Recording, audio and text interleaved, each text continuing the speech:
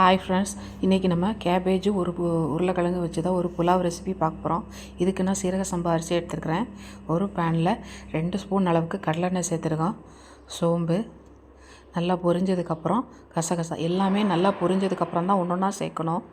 கசகசா, சீரகம், முந்திரி பருப்பு, இஞ்சி பூண்டு துருவினது, அதுக்கப்புறம் கோஸ் கட் பண்ணி வச்சது சேர்க்குறோம்.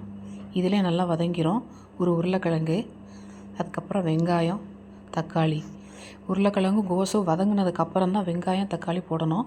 அதுக்கப்புறம் வெங்காயம் தக்காளி எல்லாம் வதங்கினதுக்கப்புறம் நம்ம பச்சை மிளகா சேர்க்குறோம். பாருங்கள் எவ்வளோ தூரம் வதங்கி இருக்குன்னு. போட்டப்போ எவ்வளோ இருந்தது, இப்போ வதங்கினதுக்கப்புறம் எவ்வளோ ஆகிருக்குன்னு. இப்போது மல்லித்தூள், மிளகாய்த்தூள் போட்டு நல்லா வதக்கிக்கிறோம். உப்பு போட்டு வதக்கியாச்சு. நல்லா வதங்கிடுச்சு பாருங்கள். இந்த ஸ்டேஜில் தான் சீரக சம்பா அரிசி ஊற வச்சு தண்ணி சேர்க்குறேன். தண்ணி நல்லா கொதித்ததுக்கப்புறம் அரிசி போட்டாச்சு.